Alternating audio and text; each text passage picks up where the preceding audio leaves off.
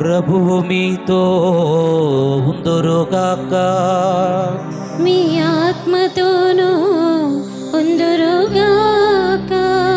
పునీత యోహాను గారు రాసిన పవిత్ర సువిశేషములోని భాగము.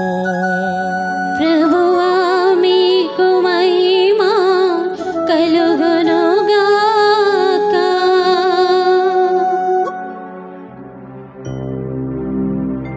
పునీత యోహాను గారు రాసిన శుభవార్త 2వ అధ్యాయము దేవుని పవిత్ర వాక్యములు 13వ వచనం నుండి 22వ వచనం వరకు.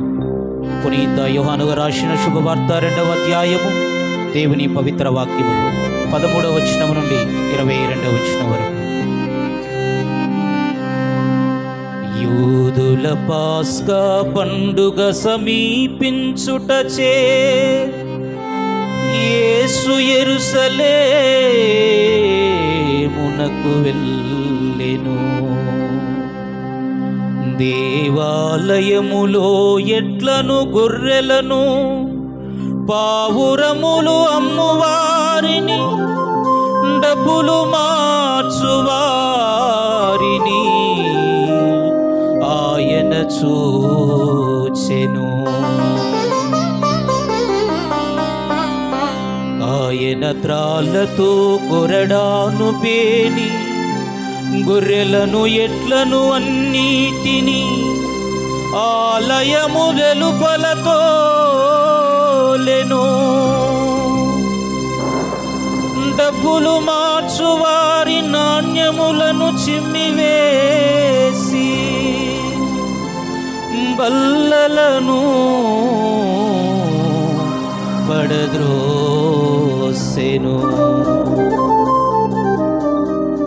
పావురములను అమ్మువారితో వీనిని ఇక్కడ నుండి తీసుకొని పొండు, నా తండ్రి ఇంటిని వ్యాపార గృహముగా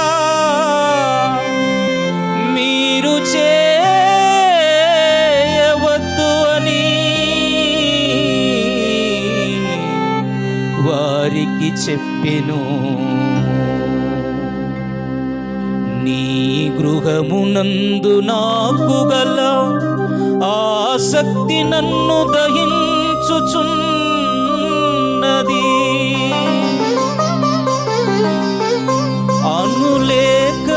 అనులేఖనమునందలి వాక్యము శిశులకు అప్పుడు తలంపునకు వచ్చెను.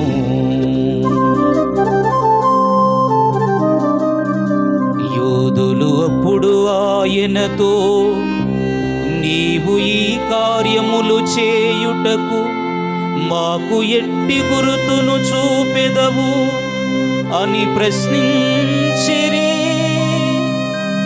అందుకు యేసు,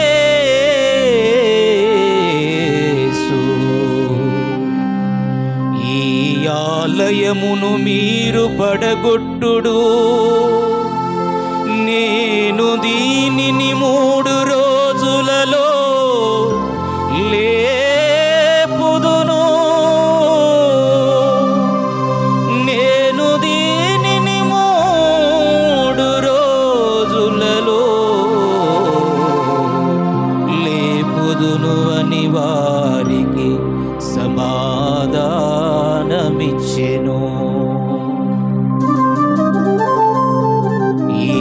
ఆలయ నిర్మాణమునకు 46 సంవత్సరములు పట్టినవి.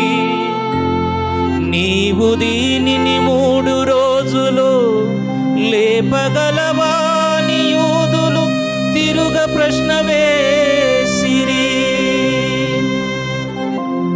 కాని వాస్తవముగా ఆయన పలికినది తన శరీరము అను ఆలయమును గూర్చియే.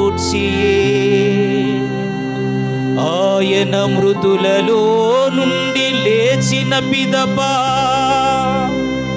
ఈ మాటలు శిష్యులు జ్ఞప్తికి తెచ్చుకొని వారు లేఖము